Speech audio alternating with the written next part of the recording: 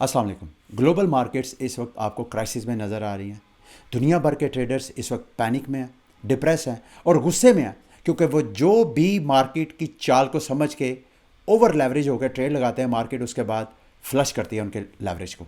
इस वक्त सारी ग्लोबल मार्केट्स जो हैं इस वक्त डी लेवरेज कर रही हैं। अगर आप मेटल्स की प्राइसेस की बात करें, स्पेशली गोल्ड, मैंने अपनी ज़िंदगी में गोल्ड, ये जो स्टेबल मार्केट्स होते हैं, कदर एक स्टेबल मैं इस वजह से कह रहा हूँ क्योंकि ये क्रिप्टो से स्टेबल मार्केट्स हैं। गोल्ड और सिल्वर में इतने बड़े मैंने डंप नहीं देखे। इन दोनों और जितने मेटल्स हैं, इनकी जो फिज़िकल डिमांड है अभी भी वैसे की वैसे है, उनकी डिमांड में कोई कमी नहीं आई है। लेकिन मार्केट में इतने बड़े क्रैश ये सिग्नल दे रहे हैं कि मार्केट्स में जो ट्रेडर्स थे वो ओवर लेवरेज थे। यानी फिज़िकल डिमांड में कोई इशू नहीं है, ये स्पॉट मार्केट और फ्यूचर मार्केट में जो लेवरेज था, मार्केट उसको सिर्फ डी लेवरेज कर रही है। और ये एक बेस्ट अपॉर्चुनिटी भी बनती है उन लोगों के लिए जो स्पॉट में बाइंग करते हैं, जो लेवरेज से ट्रेड नहीं करते। गोल्ड और सिल्वर में वो बेस्ट अपॉर्चुनिटी समझ सकते हैं अगर उनका लॉन्ग टर्म कन्विक्शन है। अगर तो ये, जैसे मैंने पिछली चंद वीडियो में आपको बताया था कि गोल्ड जब दोबारा पुल बैक करेगा, दोबारा ये कंसोलिडेशन में जाएगा, तो उसका फ़ायदा बीटीसी को होगा, क्रिप्टो मार्केट को होगा।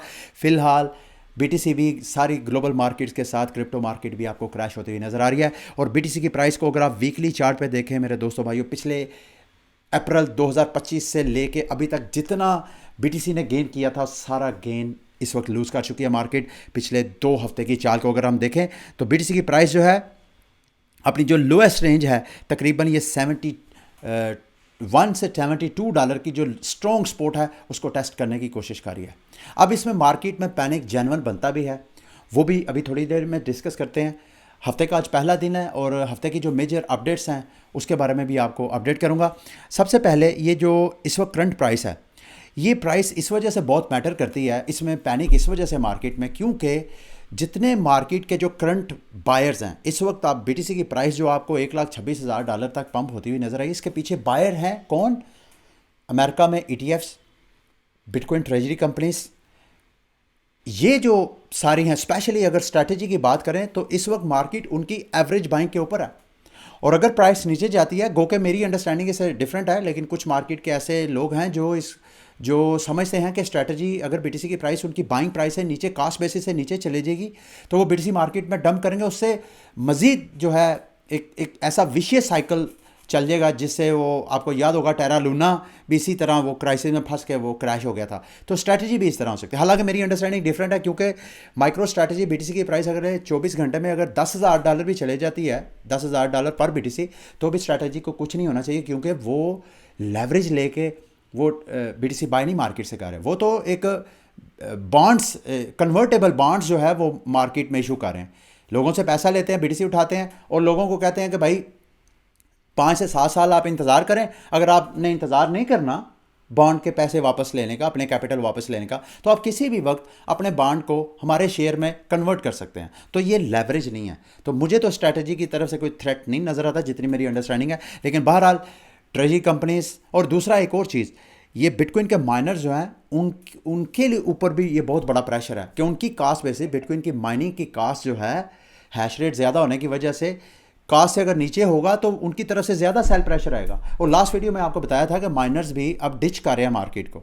माइनर्स भी अब क्लाउड डाटा सेंटर्स को अपनी सारी पावर प्रोवाइड कर रहे हैं, क्योंकि वहाँ पे क्विक गेन्स है, वो ज़्यादा प्रॉफिटेबल बिजनेस है।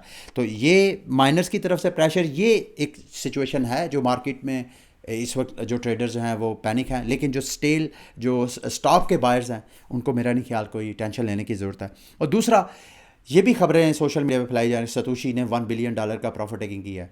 आई डोंट थिंक सो ऐसा कुछ है, ये बस फेक न्यूज़ वायरल की जा रही है। हाँ, ये ज़रूर है कि बाइनांस ने, कि अभी ये जो 48 के 72 पिछले घंटों में $1 बिलियन की वर्थ का जो बिटकॉइन है वो डंप किया है बाइनांस के। और कुछ लोग कहते हैं बाइनांस ने नहीं डंप किया, बाइनांस के यूज़र्स ने किया या मार्केट मेकर्स ने किया। $बिलियंस यूज़र्स के पास तो नहीं ना होता। बहरहाल बाइनांस की तरफ से अनाउंसमेंट किया कि उनका जो सेफू अकाउंट है, वॉलेट है, वहाँ से वो $1 बिलियन की वर्थ का बीटीसी जो है वो बाय करेंगे। मार्केट की दिगर, अगर हम गोल्ड की बात करें तो गोल्ड की प्राइस इस वक्त कोई 4500 के ऊपर ट्रेड हो रही है। कहाँ 5500, कहाँ 4500, $1000 की प्राइस 2 हफ्तों में क्रैश की है। और इसी तरह सिल्वर की प्राइस $1 22-23 से कम 74-75 पे ट्रेड हो रही है। तो बहरहाल जो अगर हम इथीरियम की बात करें तो इथीरियम की प्राइस भी अपनी मेजर सपोर्ट्स के पास है। और सोलाना की अगर बात करें, सोलाना के हवाले से आपको अपडेट करना बहुत ज़रूरी है।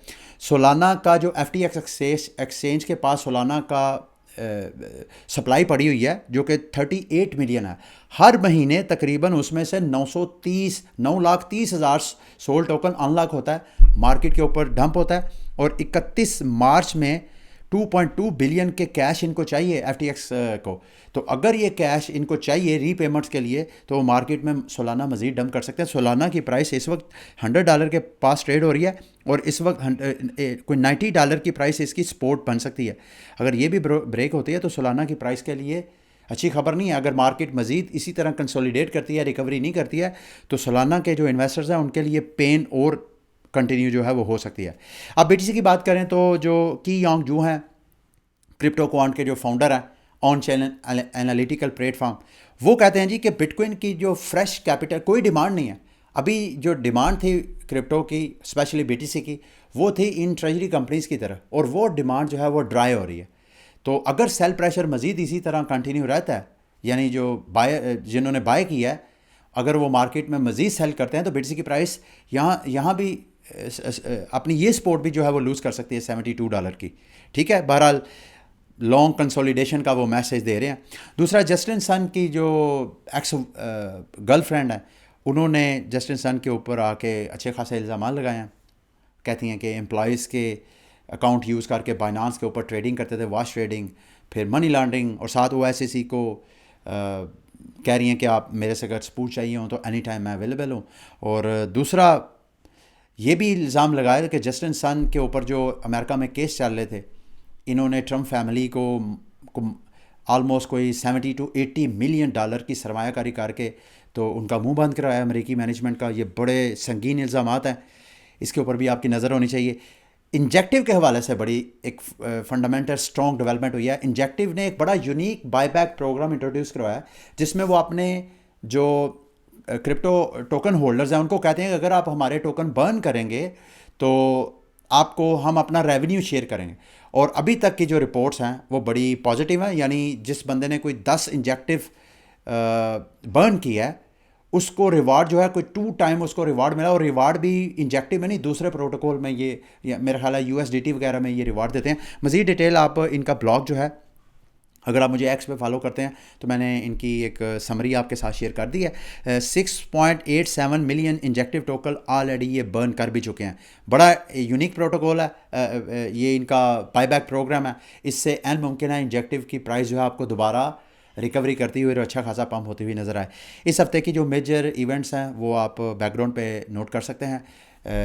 लास्ट वीक जो है माइक्रोसॉफ्ट का जो डाटा आया था उसने मार्केट में पैनिक क्रिएट किया, आपको प्रॉफिट टेकिंग नज़र आई ओवरऑल सारी मार्केट में। अभी इस हफ्ते गूगल और अमेज़ॉन की अर्निंग की रिपोर्ट्स आनी है, उसके ऊपर भी आपकी नज़र होनी चाहिए। और लास्ट में जाते जाते इस हफ्ते के जो मेजर अनलॉक हैं, बेरा चेन का जो बेरा टोकन है तकरीबन 40% इसकी सप्लाई अनलॉक होनी है। अगर आपकी उसके ऊपर कोई पोजीशन है तो बी वेरी केयरफुल, और अगर आप कोई सेल ट्रेड वगैरह लेना चाहें तो आप ले सकते हैं। और लास्ट में एक चीज़, ओपन क्ला का आजकल सोशल मीडिया पे काफ़ी बज़ है, तो मैं सोच रहा हूँ कि क्रिप्टो 101 जो मेरा दूसरा चैनल है उस पर एक डेडिकेटेड वीडियो बना के आपको बताऊँ कि कैसे मार्केट के जो ट्रेडर्स हैं इस AI असिस्टेंट को यूज़ करते हुए अपनी ट्रेड्स को ऑटोमेट कर रहे हैं।